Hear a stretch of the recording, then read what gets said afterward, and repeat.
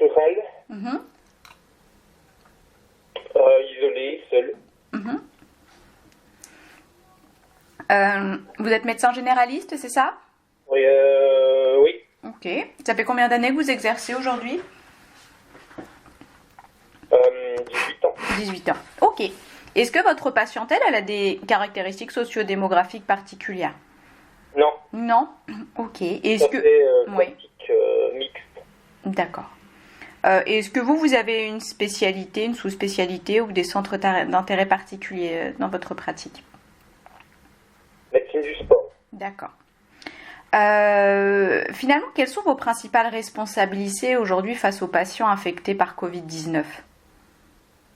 Quelles sont mes responsabilités? Oui, oui, votre rôle ou vos responsabilités face aux patients infectés par Covid-19? Totale. Responsabilité totale. Oui. Ça consiste à quoi alors finalement? Quel est votre rôle auprès de ces patients? Ah ben, le rôle, c'est la vie spécialisée par rapport à la crise actuelle. D'accord, ok. Indépendamment de tout média. Ok. Et ça va être quoi alors finalement? Un rôle de quoi? De diagnostic, de prise en charge, d'orientation? Ça va être Tout. quoi finalement? Tout. Absolument tout. Prise en charge de A à Z. D'accord.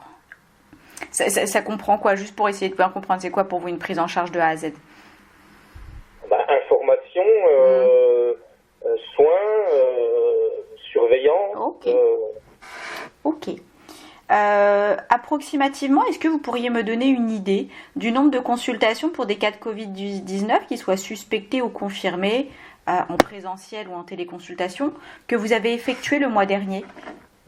Oh là là. Des chiffres, j'en sais rien du tout. Beaucoup.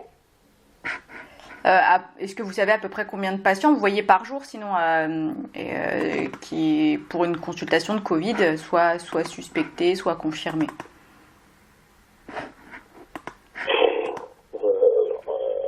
Je sais pas moi.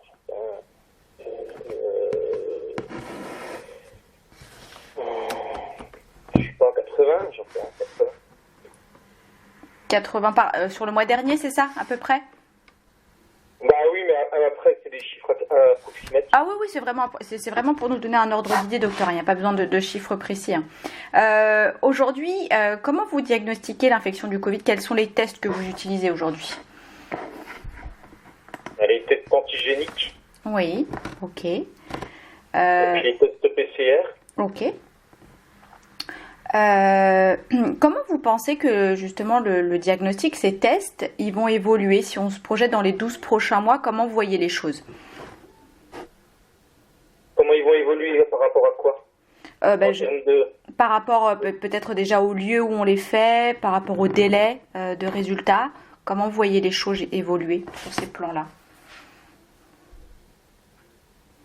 Les choses vont rester en l'état au niveau des dépistages. D'accord. En termes de résultats, aujourd'hui, c'est assez rapide les résultats quand vous avez, bon, test génomique, oui, mais le test PCR 15 minutes. et le test PCR, Une journée. une journée, ok. Et pour vous, les délais resteront sensiblement les mêmes, c'est ça, si on se projette dans quelques mois? Oui. Est-ce que vous pensez que ce serait possible de faire des tests directement au domicile du patient ou peut-être des tests demandés par l'employeur? Comment vous voyez les choses? Bah, ça se fait déjà, à domicile. D'accord, à domicile. Et sur le lieu de travail ou par demande de l'employeur? C'est les médecins du travail qui font ça, non? Ok. Aujourd'hui, est-ce que vous êtes amené à voir des patients qui sont asymptomatiques, qui n'ont pas fait de test, mais qui sont préoccupés par une exposition possible? Ah bah oui, bien sûr. Oui. Oui. Qu'est-ce qui motive leur consultation finalement à ces patients-là qui vont être asymptomatiques, qui ne sont pas testés, mais qui sont préoccupés? L'anxiété personnelle ou vis-à-vis d'un proche fragile. D'accord, ok. Je vous ai demandé des chiffres tout à l'heure approximatifs, je vais vous demander d'autres. Après, je vous en mettrai plus avec les chiffres pour le reste de la conversation. C'est pareil, c'est vraiment juste pour avoir un ordre d'idée. Est-ce que vous voyez mon écran? Est-ce que ça fonctionne pour vous? Oui. Oui. Donc vous m'avez dit approximativement 80 patients le mois dernier pour des motifs de consultation Covid confirmés ou suspectés.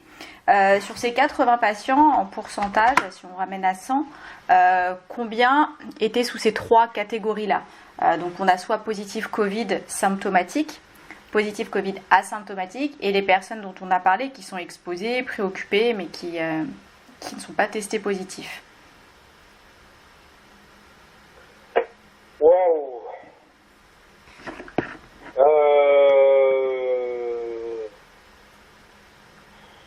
Bon.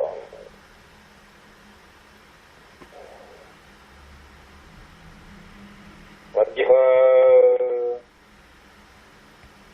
30, 20, 30. Ok.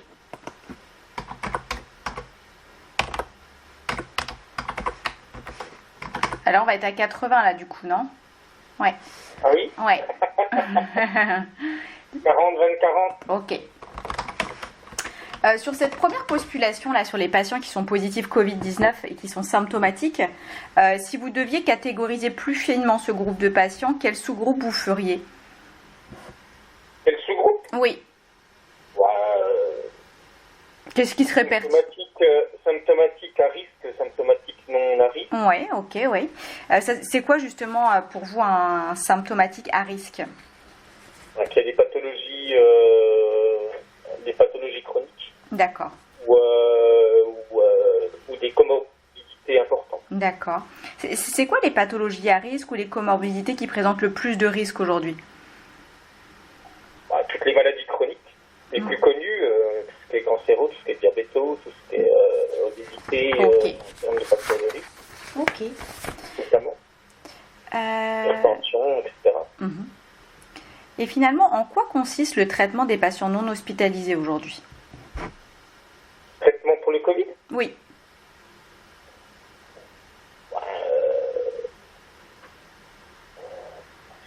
Traitement suivi psychologique et traitement symptomatique. Ok. Traitement symptomatique, donc ça va être des antidouleurs, antitussifs, enfin ce genre Voilà. de choses en fonction de la présentation clinique du patient. Aujourd'hui, est-ce que vous avez des recommandations précises qui guident votre stratégie justement? Est-ce qu'il y a des recommandations précises sur ce qu'on doit administrer, ce qu'on peut donner finalement à des patients non hospitalisés? Non. Non. Ok. Qu'est-ce qui a influencé alors votre stratégie à vous alors? Quelle est ma stratégie?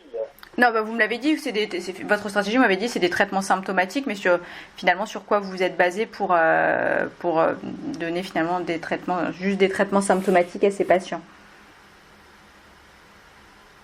Ouais, on n'a pas de traitement validé, donc on gère les symptômes. Ok. Quels sont alors vos objectifs et inquiétudes dans la prise en charge des patients Covid-19 non hospitalisés? Quelle est mon inquiétude? Oui. Des dégâts collatéraux avec des pathologies annexes qui ne sont pas prises en charge. Ok. Et côté patient, de quoi ont peur les patients? On m'a dit tout à l'heure des patients qui vont être angoissés, de quoi ils ont peur de leur côté? Ils ont peur de rester cloîtrés pendant des mois chez eux. Mhm. Ok. Ils ont peur de la dangerosité du virus, comme c'est décrit dans les médias. Mhm. Est-ce que pour vous, il y aurait des améliorations qui seraient nécessaires pour les patients non hospitalisés? Est-ce qu'il y aurait des choses à changer, des choses à améliorer? Les coupés de BFM TV. Oui, ok. Quoi d'autre?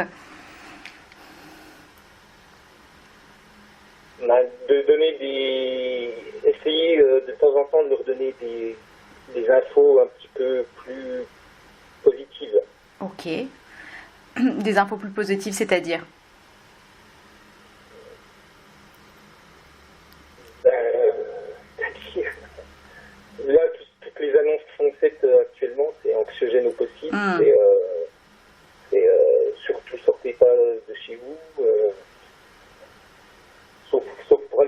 passer dans les galeries commerçantes Mhm. le week-end.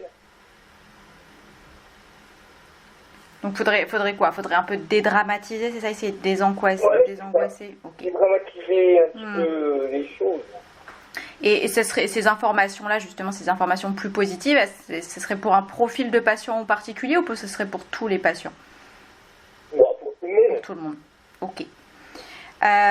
Si un antiviral oral indiqué spécifiquement dans l'indication par Covid-19 arrivait sur le marché pour les patients hors hospitalisation, que devrait-il démontrer au minimum? Un antiviral, bon, efficacité, peu d'effets secondaires. Ok. Et sur quels critères d'efficacité? Bon, l'absence de Covid, enfin, je sais pas. Une guérison garantie dans un maximum de pourcentage. Ok, la guérison, c'est-à-dire disparition des symptômes, ce serait quoi pour vous guérir? Non, non-apparition de symptômes graves.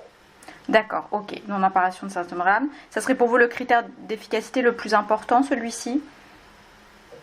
Oui. Okay. Je vais vous présenter justement à l'écran des critères d'efficacité potentiels si un antiviral arrivait sur le marché et vous allez les évaluer sur une échelle entre 1 et 7. Donc 1, c'est que ce n'est pas du tout intéressant pour vous, 7, extrêmement intéressant. Le premier critère, c'est la réduction du taux d'hospitalisation ou de reconsultation médicale en urgence. Quelle note vous donneriez à ce critère-là? Bon, 2. 2. La réduction du délai avant charge virale négative. 5. 5. La réduction de la durée des symptômes. 5. Est-ce qu'il y a d'autres mesures d'efficacité qui ne sont pas évoquées ici et qui seraient importantes pour vous? Le pourcentage de passer d'une forme simple à une forme grave.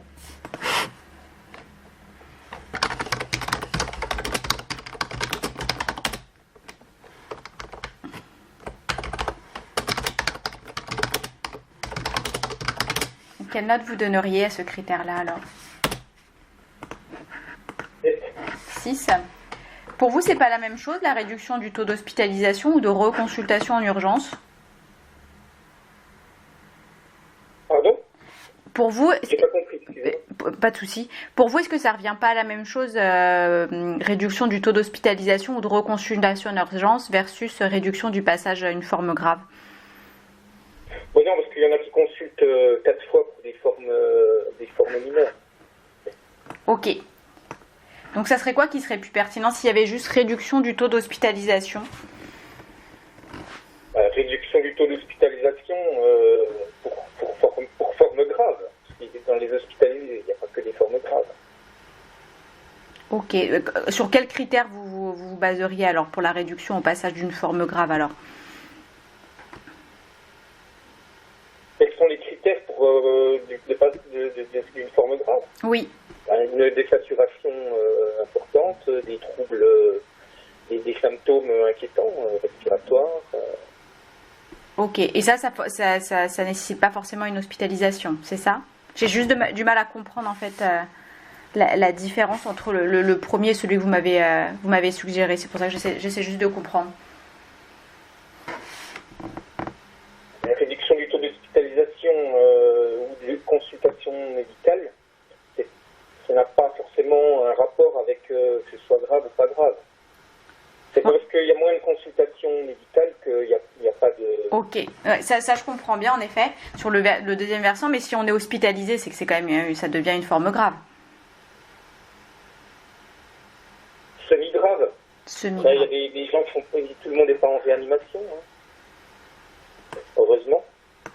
Ok, donc pour vous, c'est pas forcément un indicateur de gravité d'être hospitalisé pour le Covid? Pas que. Ok. Oui, mettez 3 si vous voulez. Non, c'est pas du tout pour changer, hein, c'est juste, j'essaie juste de comprendre en fait la différence entre entre les deux. Donc en effet, la reconsultation médicale, on peut se dire, en effet, il y a des patients qui viennent plusieurs fois.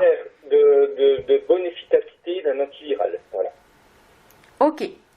Donc, il y a moins de consultations que l'antiviral va être efficace. Oui, ça c'est clair. En effet, les deux qui sont mis sur le même versant, ça peut être un peu confusant. Mais ma question, c'était plus sur le taux d'hospitalisation. Mais pour vous, un patient qui est hospitalisé, c'est pas forcément une forme grave non plus, c'est ça? C'est surtout pas un gage d'efficacité d'un antiviral. C'est la question à la base, c'est ça. Mesure d'efficacité potentielle d'un antiviral. Oui. Mais il y a moins d'hospitalisation que l'antiviral, il est efficace. Ok, donc comment vous le mesurez, par quoi vous le mesurez, la réduction au passage de forme grave alors? Comment je le mesure? Oui.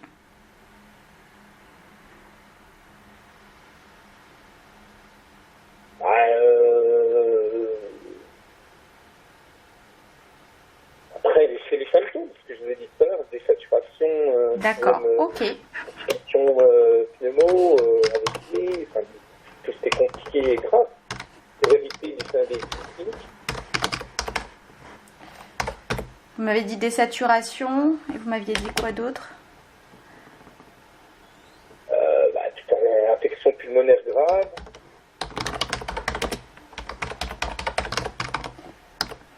Ok. Alors, pour le reste de l'entretien, je vais vous présenter différents profils produits, des profils qui sont encore en cours de développement, qui seraient indiqués chez l'adulte avec infection par Covid-19 symptomatique, PCR positif. Donc on va supposer que les données que je vous présente, elles sont exactes, qu'elles ont été étayées par des données d'études cliniques complètes et disponibles. Encore une fois, je précise, je travaille pour une société indépendante, donc je ne suis pas du tout reliée à un laboratoire, il n'y a pas du tout de visée promotionnelle de ma part aujourd'hui. Je vais vous présenter le premier profil, c'est celui-ci, c'est le produit X. Vous avez à gauche là toutes les caractéristiques, à gauche en bleu foncé les caractéristiques sur lesquelles a été évalué ce traitement et juste à droite en face les performances qu'il a eues. Donc je vous laisse regarder, je vous laisse prendre part juste du profil du produit X et quand c'est bon pour vous, on en discute ensemble.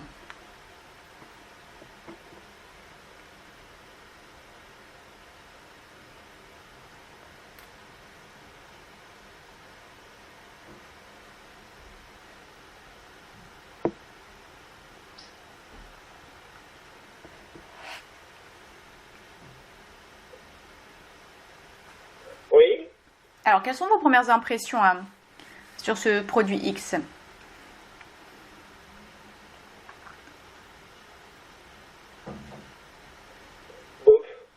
Bof, ok. Si je vous demandais de choisir 3 adjectifs ou 3 mots qui reflètent votre réaction, donc il y aurait bof, il y aurait quoi d'autre comme adjectif ou comme mot? Bof, bof, bof. Ok. Pourquoi alors?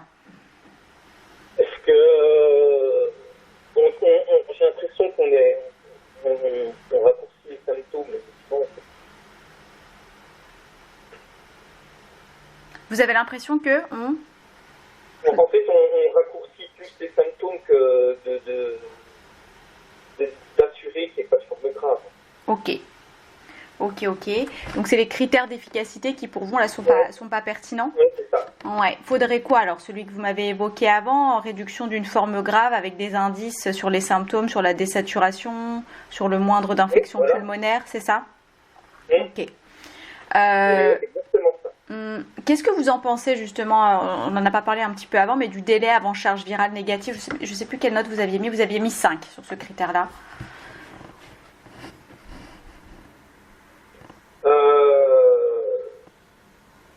Disons que oui, ça peut être intéressant parce que si le délai est raccourci, le passage à la forme grave est peut-être moins systématique. D'accord, ça peut être un des critères pour... Ça pourrait, ouais, mais comme on n'a pas beaucoup de recul, on ne sait pas si c'est suffisant pour éviter un passage à une forme grave. Pas assez de recul sur quoi? Sur des données de la charge virale négative, c'est ça? Oui, oui, savoir si... qu'est-ce qui fait que au jour d'aujourd'hui, on a une forme grave d'emblée. On teste là-dessus, mais on ne sait pas exactement. Ok. Il y a des suppositions, mais on ne sait pas.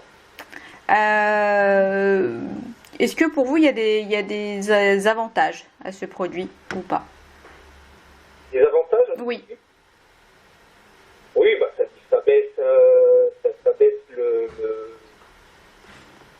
le délai des symptômes, non, a priori.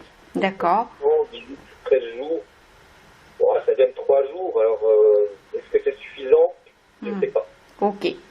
La durée des symptômes, si c'est fatigué, puis alors des courbatures, qu'on soit à 10 jours ou à 13 jours, on n'est plus à 3 jours près. Ok. Le délai avant charge virale, on vient d'en parler. Est-ce que c'est un avantage, ça, pour vous, quand même, ou pas? Bah, déjà plus que la durée des symptômes. Plus que la durée des symptômes, ok. Et celui au-dessus, du coup, l'efficacité. Donc là, on est un peu sur pareil, sur le même critère que tout à l'heure, c'est la réduction du taux d'hospitalisation ou de reconsultation en urgence.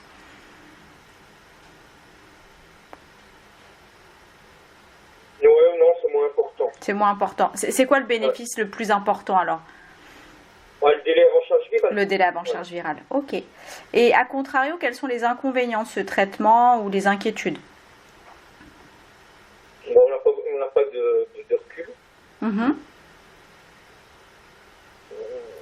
Je vois pas noter d'effets secondaires. Non, en effet. C'est pas ce que c'est en fait. Vous m'avez dit quoi? Je vous entends mal des fois, docteur, je suis désolée, je vous fais répéter. En fait, on n'a pas de visibilité sur les effets secondaires. D'accord. Là, c'est qu'il n'y en a pas en fait. Ça va être dans l'encadré d'avertissement ou dans les interactions médicamenteuses. S'il n'y a rien, c'est qu'il n'y a pas en tout cas, d'effets secondaires avec ce traitement-là. Il y en a. Zéro effet secondaire, c'est miraculeux. C'est miraculeux, ok. En tout cas, il n'y a pas d'encadré d'avertissement grave. Vous verrez, je vais vous présenter d'autres profils sur lesquels il y aura des choses. Ouais. Donc, en effet, il n'y a pas de recul. Peut-être un peu plus de données sur la tolérance. Oui, on n'a pas beaucoup de données en fait. Ok. Est-ce qu'il y a d'autres... On ne sait pas sur combien de personnes ça a été testé. On ne sait rien en fait. Ouais. La durée du traitement, on est sur 5 jours. Qu'est-ce que vous en pensez? Oui, c'est cohérent, oui. Ouais. Donc, c'est bien. Est-ce que votre réaction aurait été différente si on était à 7 à 10 jours? Pas beaucoup différent. Pas beaucoup différente. Est-ce qu'il y a un minimum de jours, un maximum de jours acceptable pour si un antiviral anti-Covid arrivait?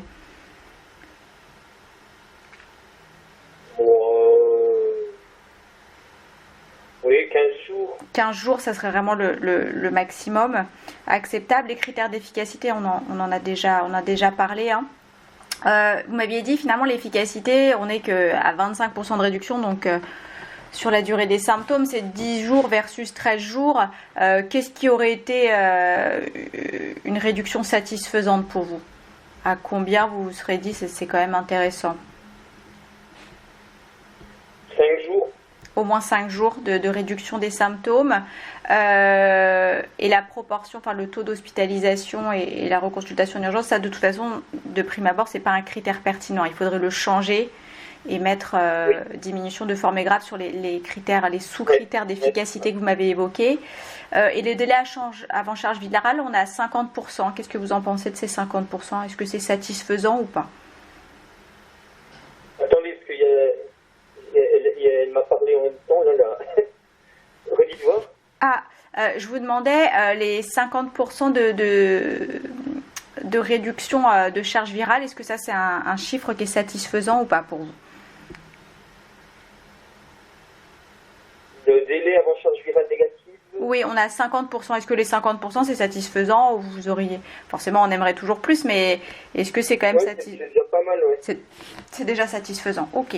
La tolérance, on en a déjà parlé. Hein. Vous aimeriez quand même avoir un petit peu plus de données. Vous êtes un peu dubitatif sur le fait qu'il n'y ait pas du tout d'effet secondaire, c'est ça?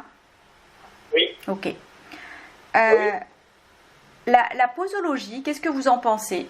Que ce soit le nombre, on a 6 comprimés par jour, donc 2 comprimés 3 fois par jour, et sur la taille, on est sur des petits comprimés. Oui, après, petits comprimés, oui. Bon, ça me paraît beaucoup, mais bon. Ça paraît beaucoup? Après, si c'est efficace, je pense que les gens ils s'en fichent de savoir s'ils en prennent 2 ou 3 ou 4 ou 5. Ok. Mais si c'est efficace, en tout cas, ça serait 6 comprimés par jour avec les données qu'il y a à l'écran, hein, sur ces critères d'efficacité-là. Qu'est-ce que vous en pensez alors? Ouais, c'est peut-être un peu beaucoup si c'est pas. Ouais, ok. Qu'est-ce que ça engendre alors finalement ces 6 par jour? Est-ce qu'il y aura un problème d'acceptation? Vous m'avez dit un problème d'observance, ok. Comment vous faites aujourd'hui? Est-ce qu'il y a qu'est-ce qui peut alléger le poids des comprimés? Est-ce que vous avez des stratégies ou des solutions que vous avez peut-être déjà utilisées pour d'autres traitements afin d'encourager la bonne observance d'un traitement oral? De bien expliquer les choses aux gens. Ouais, ok, une bonne information. Est-ce que la période aussi également, la durée du traitement, ça peut jouer? Bien sûr, ouais. Plus c'est long, plus l'observance est diminue. Ok. Là, sur 5 jours, du coup, 6 comprimés par jour, ça semble quand même réalisable ou pas? C'est réalisable si vous vendez quelque chose qui marche à coup sûr. Ok. Quasiment. Si on vous dit, vous aurez peut-être le Covid, mais de façon très atténuée, et sans hospitalisation et ce traitement, les gens le prendront. D'accord. S'il y avait une autre option pour le produit X, si c'était un grand comprimé un peu similaire à celui de l'Augmentin, à prendre 3 fois par jour, qu'est-ce qui serait préférable? 2 petits comprimés ou un grand comprimé 3 fois par jour? 2 petits. 2 petits, pourquoi 2 petits alors? Parce qu'il y a plein de gens qui n'arrivent pas à les avaler, les gros comprimés. Okay. Après, ils les écrasent, c'est pas mieux. Ok. Qui pourrait être le ou les prescripteurs de ce traitement s'il était disponible? Les médecins.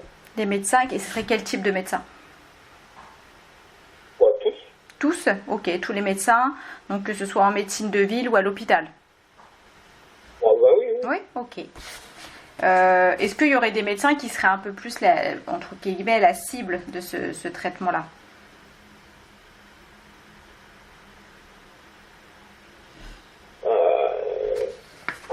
Oui, en médecine de ville, en mettre la bonne cible. Ok.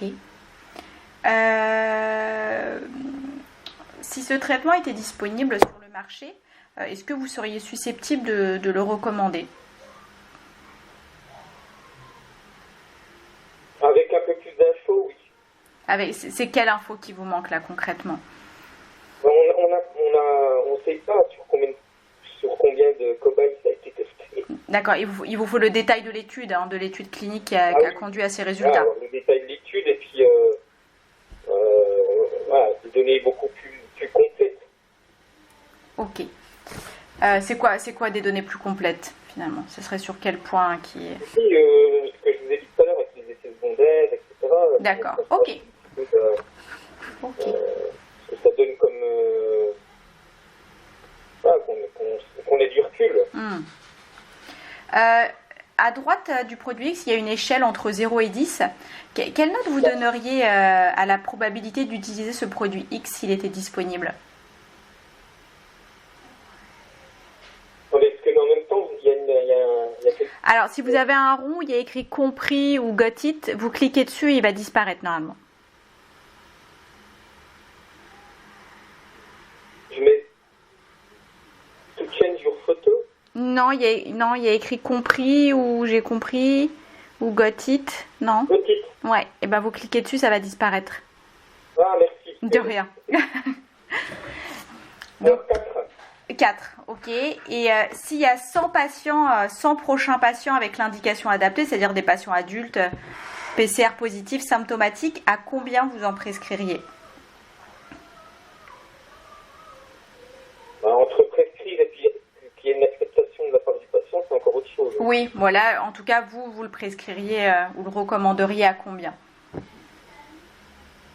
50. 50, ok.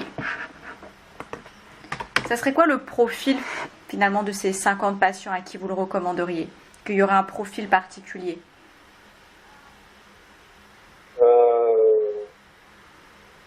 Anxieux à risque. Anxieux et à risque, ok. Donc à risque, c'est ce que vous m'avez décrit tout à l'heure, c'est en fonction des comorbidités et des pathologies chroniques. Voilà, tout à fait. Ok. Donc donc anxieux et à risque. Combien de temps vous attendriez avant de le prescrire finalement ce traitement s'il était disponible? Bien sûr, s'il a l'AMM, s'il est remboursé. Est-ce que vous seriez à l'aise pour le prescrire tout de suite ou est-ce que vous attendriez un peu? Ah oui. Oui, ok. Je vous demande votre avis à vous depuis tout à l'heure. Si on se place côté patient, comment réagiraient les patients au lancement d'un tel traitement? Ils me poseraient des questions sur les détails, savoir un petit peu comment,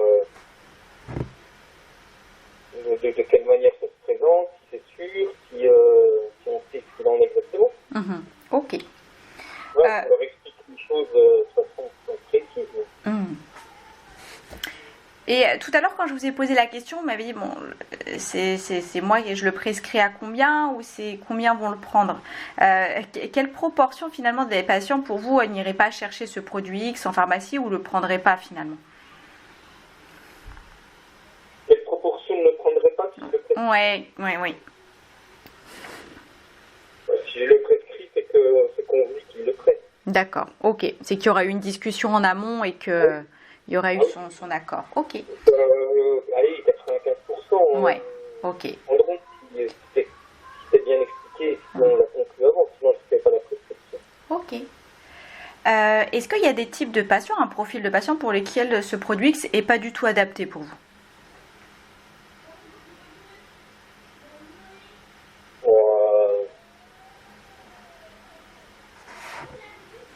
Oui, jeune, dynamique, en pleine forme, sans facteur de risque. Et puis réticent à tout traitement en général. Ok. Pourquoi pour ces patients finalement ça serait moins adapté ou pas adapté? Déjà qu'ils ne le prendraient pas. Et en plus, des profils qui sont quand même moins sujets à attraper des formes graves. D'accord. Ok. Qui ou quoi d'autres pourraient avoir une influence sur l'adoption et l'utilisation de ce traitement? Qui? Oui.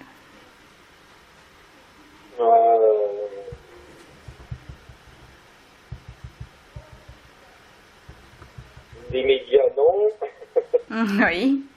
Est-ce que, je sais pas, je pense à des recommandations officielles ou des recommandations de sociétés savantes? Ouais. Donc vous parlez des patients ou de moi? De vous là. Ah, de moi. Ma recommandation officielle, un petit peu, on va dire. Ce serait quelle recommandation officielle alors? L'HAS et compagnie. Ok. Donc l'HAS, est-ce qu'il y a des recommandations de sociétés savantes auxquelles vous seriez attentif également ou pas? Oui, toutes les têtes pensantes en maladie infectieuse. Toutes les, pardon? Toutes les grandes têtes pensantes en maladie infectieuse. D'accord, j'allais vous demander justement quelle est la spécialité aujourd'hui, entre guillemets, est-ce qu'il y a un médecin qui peut être spécialiste de la Covid, auquel on sera plus attentif? Maladies infectieuses. Les maladies infectieuses, ok. Je vais vous présenter un autre scénario du produit X, ça va être celui-ci. Ce qui va changer finalement, c'est ce qui va être surligné en bleu ciel. Je vous laisse regarder.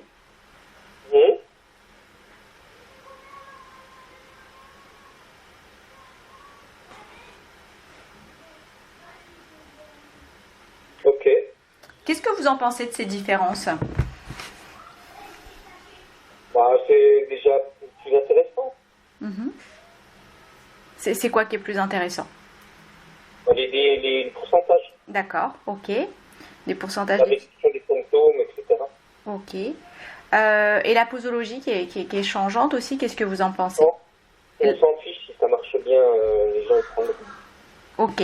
Donc finalement, là, on a le niveau d'efficacité justifie en tout cas le nombre de comprimés plus élevé, c'est ça? Oui. Ok. Après, oui. Ouais. À partir de quel seuil, finalement, le nombre de comprimés devient problématique? Est-ce qu'il y a un nombre de comprimés par jour où on se dit, bon, là, ça devient compliqué? On a la limite, hein, 9 par jour, Ah, c'est déjà pas mal. Hein. c'est déjà pas mal. Ok. C'est vraiment être vendeur, là. Ouais, ok. Je vais vous demander la même chose que pour le produit X. Alors attendez, je sais plus parce que j'avais les données là. Non, c'est pas ça du tout. Je m'avais dit 4 et 50, c'est ça. Je vais vous demander la même chose, c'est de noter ce scénario du produit X2 comme si c'était la seule option. On va vraiment les noter indépendamment les unes des autres. Si le scénario X2, 9 comprimés par jour, 67% d'efficacité est la seule option disponible, la probabilité d'utiliser entre 0 et 10, quelle note vous donneriez? 60. 6 et 60. Donc pourquoi plus ici alors pour ce produit X2? Parce qu'il y a un pourcentage qui est plus intéressant de... Ah, si on dit aux gens, il y a une chance sur deux que ça marche pas, donc là, il y a quand même plus de chances de réduction des symptômes, etc. Et une charge négative qui peut s'en aller de façon plus efficace. Ok. Je vais vous présenter un autre scénario du produit X toujours, c'est le scénario X2, pareil, ce qui change c'est ce qui est surligné en bleu ciel.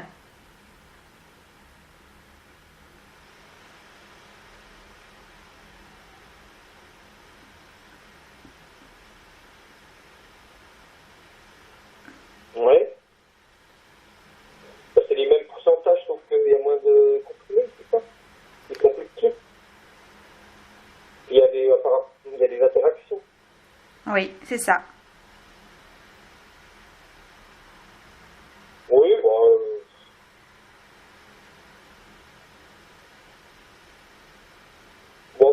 peu d'intérêt par rapport à l'autre. Peu d'intérêt, pourquoi peu d'intérêt ici? Peu d'intérêt parce qu'on change juste la posologie et puis la taille du comprimé, donc en sachant qu'on ne peut pas le donner à tout le monde. Ok. C'est une interruption. Et est-ce que vous aviez déjà entendu parler de l'association justement du ritonavir à d'autres traitements antiviraux dans le but d'amplifier l'efficacité et de limiter le nombre de comprimés? Ouais, ça me dit quelque chose. D'accord. J'ai dû lire à un moment donné ce truc-là. Ouais. Ok. Et qu'est-ce que vous pensez de... Exactement. Qu'est-ce que vous pensez de l'arrêt de certains traitements en raison des interactions médicamenteuses, donc entre guillemets les antipsychotiques, statines et les benzos? Bon, après, une statine, dans l'absolu, on peut l'arrêter le temps du traitement, c'est pas un souci, c'est 5 jours. Hein. Mm-hmm. Les benzos, ils dormiront pas pendant 5 jours, enfin, c'est pas grave non plus. Mm-hmm. Si c'est pour ne pas choper un Covid grave, ça va. Mm-hmm. Après, les antipsychotiques, c'est pas trop conseillé d'arrêter. Ouais, ok. Est-ce que c'est un obstacle à la prescription, ça justement, ces interactions médicamenteuses? Pas forcément. Hein. Ok. Donc moins d'intérêt par rapport à X2 hein, ici pour vous. Hein. Ouais. Même si on a moins de comprimés par jour. Voilà, c'est ça. Ouais. Ok. C'est pas un critère suffisant, je trouve. Ok. Finalement, la balance tolérance-posologie là ne joue pas. Donc si c'était la seule option pareil disponible, ce produit, ce scénario X3, la probabilité d'utilisation, ce serait quoi entre 0 et 10? 5,50. 5,50. Ok. Et pareil, hein, le profil de patient à qui vous le prescrirez, ce serait toujours à peu près sensiblement le même. Hein, ça serait des patients, vous m'avez pas dit, les patients anxieux et qui vont être à risque, hein, c'est ça? Oui. Ouais, ok. Là, je vais avoir un autre profil à vous présenter. C'est plus du tout le produit X, c'est une autre classe thérapeutique. Je vous laisse regarder pareil les changements en bleu ciel.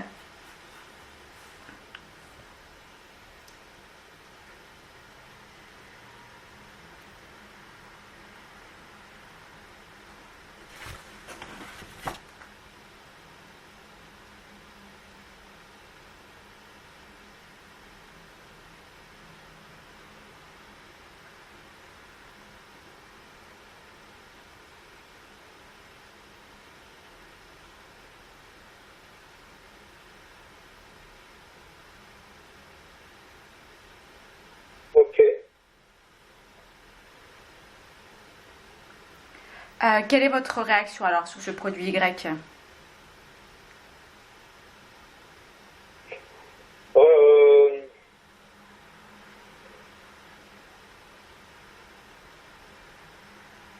Ouais, moins intéressant. Oui, pourquoi moins intéressant? Bah, j'en reviens au premier, hein, efficacité, durée des symptômes 25%, 10 jours, 13 jours, c'est pas suffisant. Hein. Ok, donc là l'efficacité est un peu moins intéressante. Qu'est-ce que vous en pensez de l'encadré d'avertissement là? Moi, non, ça ne me gêne pas. L'effet tératogène? Non, ouais. Non, c'est moins préoccupant. Ah, la grossesse, c'est un état qui fait que de toute façon, on n'a pas quasiment pas des possibilités thérapeutiques. Enfin, Ok. donc, Et il y a également chez les partenaires masculins de femmes enceintes. oui, bah oui. Ok. Bon. Ça ne me gêne pas. Ok. Finalement, la toxicité, elle est moins limitante que celle d'avant avec le ritonavir. Hein. Ouais. Ok. Mais ce qui fait défaut, c'est l'efficacité. On retombe à 55% et à 25% de réduction des symptômes. C'est ça? Oui. Ok. Et la posologie, qu'est-ce que vous en pensez? Là, on a un comprimé 2 fois par jour. Oui, elle est bonne, la posologie. Elle est bonne. Ok. Donc finalement, pareil, je vais vous poser la même question. Si ce produit Y était disponible, la probabilité de l'utiliser entre 0 et 10?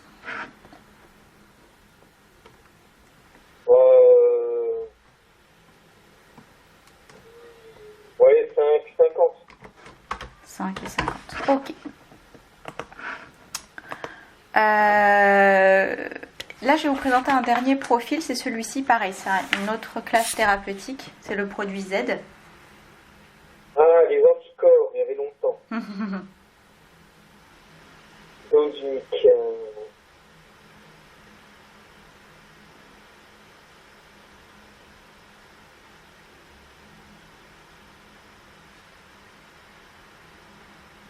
Oui. Alors, qu'est-ce que vous en pensez de ce produit Z?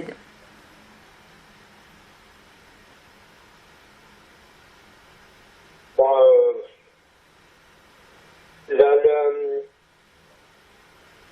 la voie d'administration peut être intéressante. Après, pareil, je trouve que les résultats ne sont pas mieux faits. Oui, ok. Et du coup, la voie d'administration, est-ce qu'aujourd'hui c'est difficile d'installer un patient pour une perfusion IV en médecine de ville? Non. Non. Ok. On le fait déjà. Vous m'avez dit, docteur, je vous ai pas entendu, je suis désolée. On le fait déjà pour d'autres. Justement, c'est ce que j'allais vous demander, dans quelle pathologie vous le faites aujourd'hui alors? C'est la même chose, hein, après, je sais pas, l'ostéoporose. D'accord. Par exemple. Il faut combien de temps approximativement pour un patient pour recevoir la perfusion après votre prescription? Combien de temps? Oui. Ça dépend de la disponibilité de l'infirmière dans les 48 heures. Dans les 48 heures, ok. Et c'est administré où alors généralement cette perfusion? À domicile. À domicile du patient, ok. Donc pour vous, ce serait pas un obstacle alors à la prescription, cette perfusion IV? À la prescription, non. Après, voir si les patients adhèrent plus à ça qu'à un comprimé, je ne sais pas. Ouais, il y aurait peut-être une acceptation différente du patient, Ouais. c'est ça? Ouais. Ok. C'est un peu. Ouais. Et pour vous, en tant que médecin, donc ça serait pas un frein cette IV. Et par contre, déception là sur les chiffres qui sont un peu moins bons que ceux qu'on avait vus précédemment, Oui. c'est ça? Ouais. Ok. Donc même question, hein, ce produit Z, c'était la seule option disponible, la probabilité d'utilisation entre 0 et 10. Si c'était le seul disponible. Oui.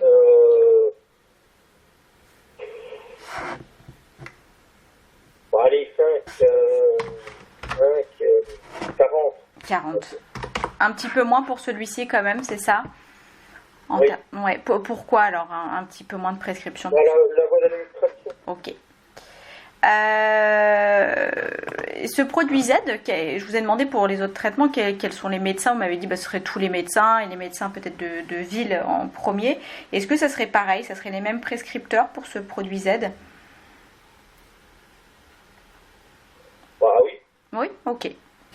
Ça me semble incohérent d'encombrer les hôpitaux juste pour un traitement IV qu'on peut faire à la maison. Ok, d'accord.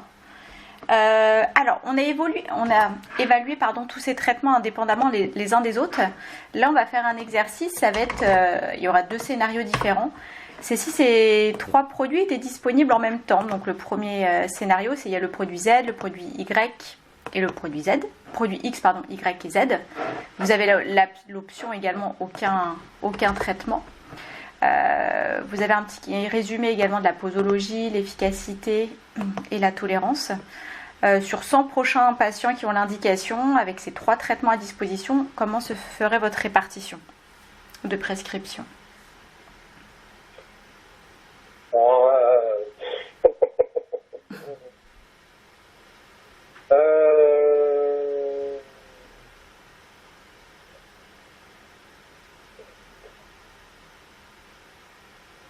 Je dirais 40. Hein. Ah, pardon. Ok, donc vous prescririez un traitement à chaque patient alors? Ah oui, j'avais pas vu celui-là. Oui, c'est pour ça, parce que d'habitude vous m'avez dit, je crois, maximum 50 ou 60 patients et qu'il y aurait quand même des patients à qui... Ah oui, désolé, j'avais pas vu. Ouais, pas de souci, on reprend. Ah bah oui, du coup, forcément. On va dire 25. Et puis on va dire 15. Donc là on est à combien?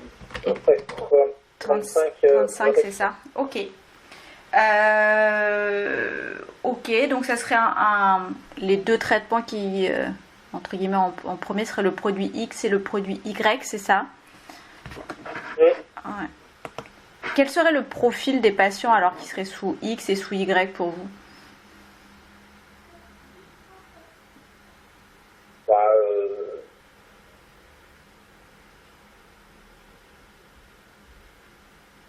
Oui, patients à risque. D'accord, ce serait les patients à risque. Et Toi, ou proche des patients à risque. Ok. Et le produit Z, bon, ce serait le même profil, mais quel serait ce type de patient qui aurait cette voie IV pour vous? La personne dépendante, pour qui l'observance est compliquée. Ok. Et pareil, juste pour essayer de comprendre le produit Y et le produit X, ça serait pour les patients anxieux, les patients à risque, mais qu'est-ce qui ferait qu'un patient recevrait le X et un autre patient le produit Y? La grossesse. La grossesse. Ok, non mais c'est clair. Le deuxième scénario, c'est le produit Y et le produit Z. Pareil, ça change pas. Et on a le produit X, mais là c'est la version X2, c'est-à-dire les 3 gros comprimés par jour, mais avec 67% d'efficacité. Ah oui. 40. On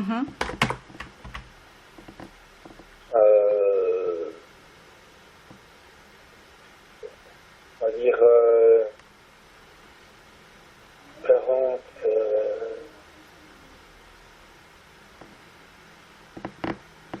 20, 10. 4, 5, 6, 7. Ok. Donc là, vous privilégieriez plus le produit XD du fait de sa meilleure efficacité. Hein, ça serait ça la raison? Oui, voilà. Ok. Là, j'ai juste deux petits scénarios rapides. C'est le produit Y là, qui ne change pas, celui en 2 comprimés par jour avec l'effet tératogène. Et à gauche, le produit X. Sauf que là, le produit X, on descend à 33% d'efficacité et 15% de réduction des symptômes. Donc sur les 100 prochains patients, s'il n'y avait que ces 2 options disponibles, comment se ferait votre prescription?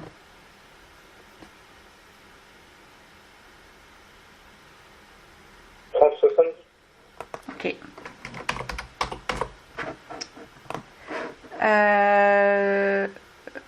C'est-à-dire que finalement, ils auraient tous un traitement? Non, on a oublié de retirer cette Ah, possibilité-là. donc en fait, il faut encore... Ah oui, oui. Bah ouais, parce que là, c'est pas en pourcentage, c'est finalement sur les 100 prochains patients. Donc pour rester cohérent, en effet, je pense que... Ah oui, oui, d'accord. Non, ben oui, moi je... Ouais, Ouais. Oui, effectivement. Donc on va dire 50, 20, 50.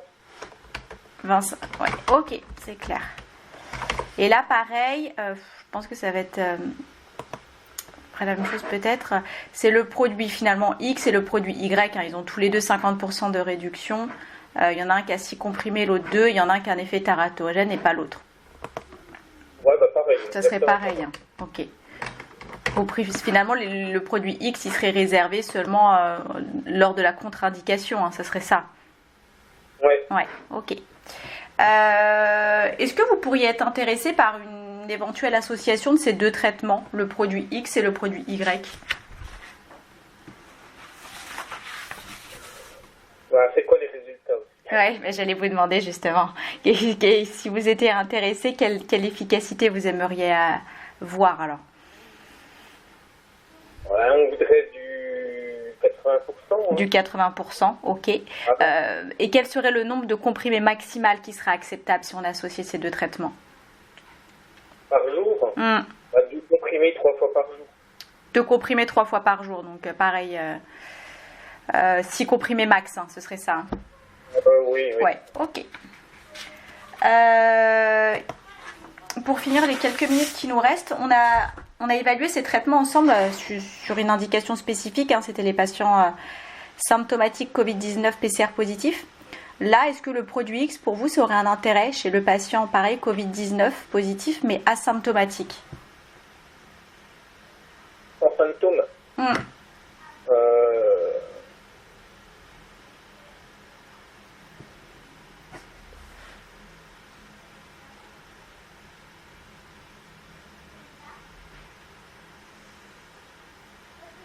Oui, chez les 100 prochains patients?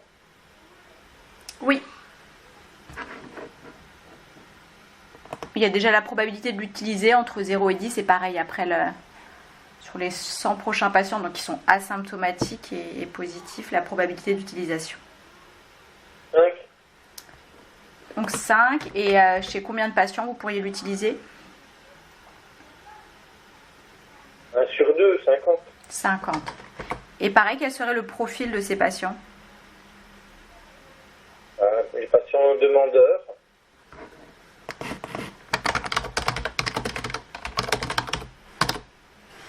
Et puis, toujours pareil, hein, à risque.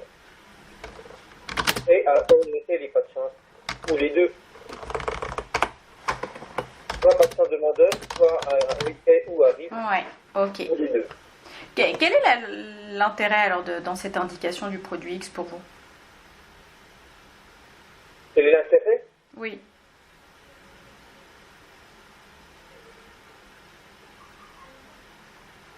D'éviter une transmission du virus. Ouais, ça serait surtout c'est le critère d'efficacité, hein, le délai avant charge virale négative, hein, c'est ça? Ouais. Dernière indication, là, ça serait en traitement préventif. C'est-à-dire pour une personne qui a été une exposition à risque élevé. Donc il y a des critères d'efficacité qui sont un petit peu différents. Il y en a un nouveau, c'est le taux de conversion de positif à négatif.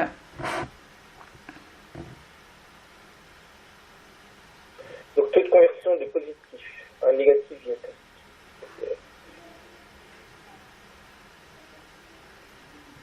Ouais, ok. Qu'est-ce que vous en pensez dans cette indication-là?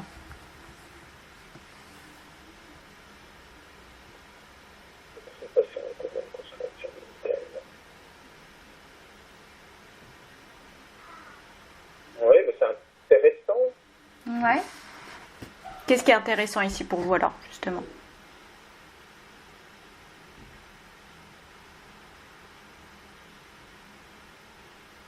Eh bien, qu'on ait une disparition rapide en fait de toute trace virale. D'accord, ok. Donc la probabilité de le prescrire, pareil, entre 0 et 10 dans cette indication-là? On va dire 6. 6, chez combien de patients du coup? 50. 50. Est-ce que ça serait le même profil que tout à l'heure ou ça serait un profil différent? Oui, même profil. Ça serait le même profil.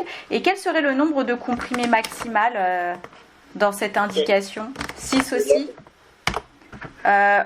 Pour les asymptomatiques aussi, ça serait 6 aussi maximum. Oui. Ouais, ok.